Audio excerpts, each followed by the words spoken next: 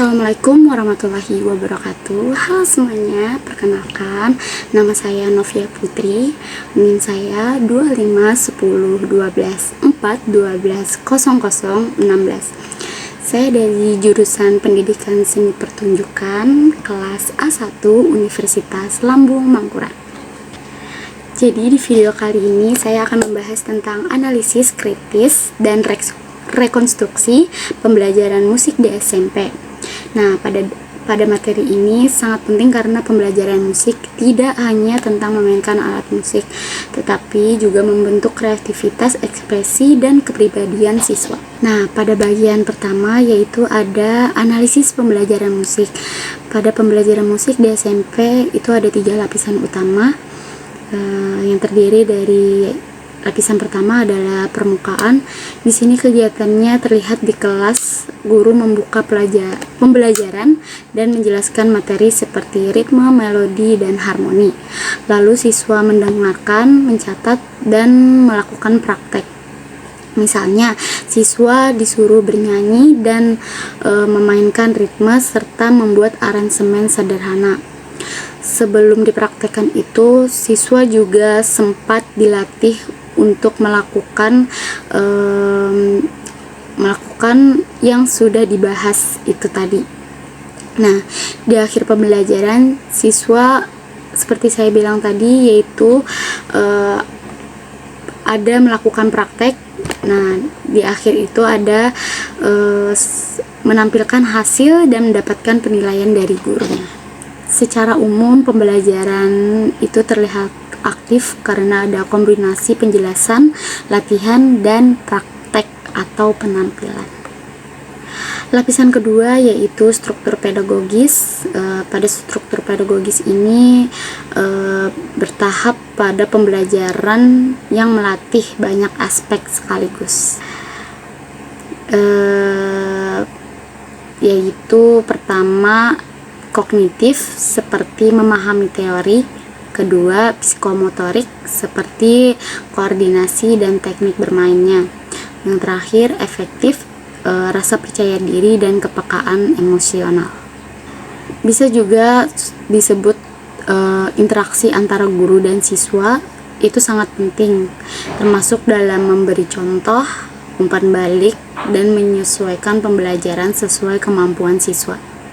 Selain itu, kerja kelompok juga melatih kolaborasi, namun ada beberapa tantangan seperti keterbatasan alat, perbedaan kemampuan siswa, dan penilaian yang terlihat dan terlalu fokus pada hasil akhirnya.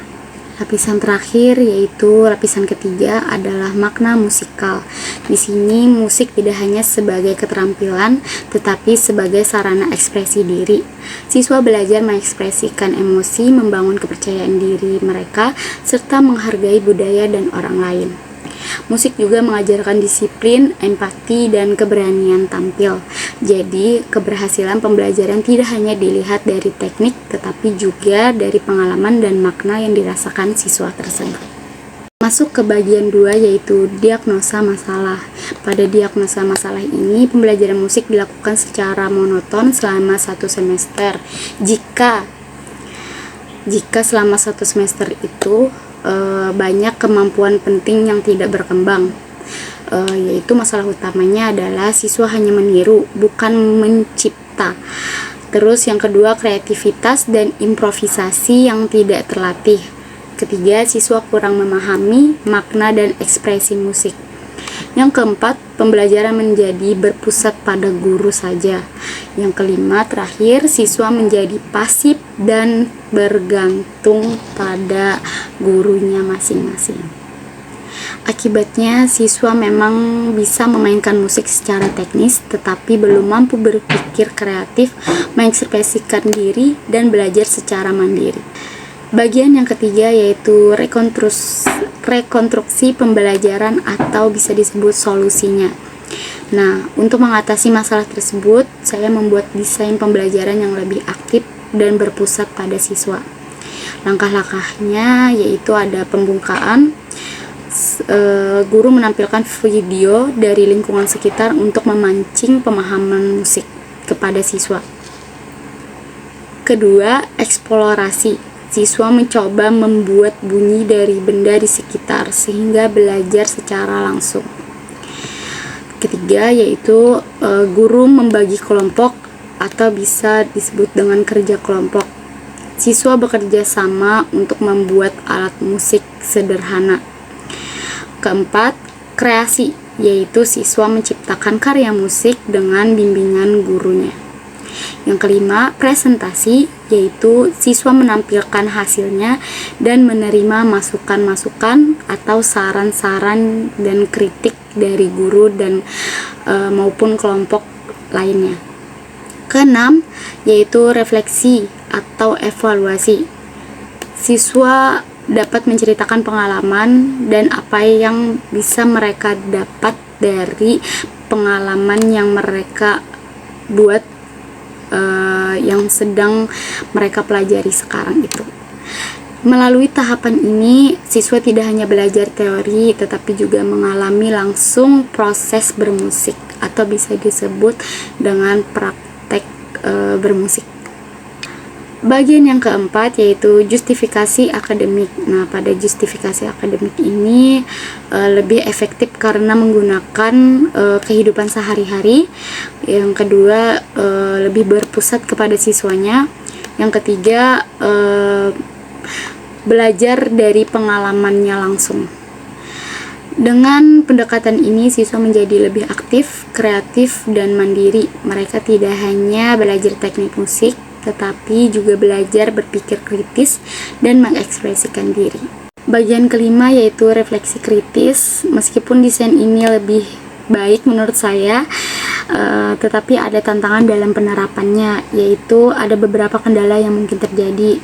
Semisal, pertama, ada waktu yang keterbatasan. Kedua, kelas menjadi kurang kondusif. Yang ketiga, siswa bingung jika instruksinya kurang jelas. Yang terakhir, refleksi siswa masih kurang mendalam. Nah, oleh karena itu, keberhasilan pembelajaran sangat bergantung pada kemampuan guru dalam mengatur waktu, memberi arahan yang jelas, dan membimbing siswa selama proses belajar. Oke, mungkin segitu dulu materi yang saya sampaikan di video kali ini. Kesimpulan dari materi ini yaitu pembelajaran musik yang baik bukan hanya tentang kemampuan teknis, tetapi juga tentang kreativitas, ekspresi, dan pengalaman belajar yang bermakna. Dengan pendekatan yang tepat, musik dapat membantu siswa menjadi lebih percaya diri, kreatif, dan mandiri. Sekian dari saya, mohon maaf kalau ada salah kata di video ini. Saya ucapin terima kasih banyak dan sampai jumpa. Saya ucapin wassalamualaikum warahmatullahi wabarakatuh. Dadah.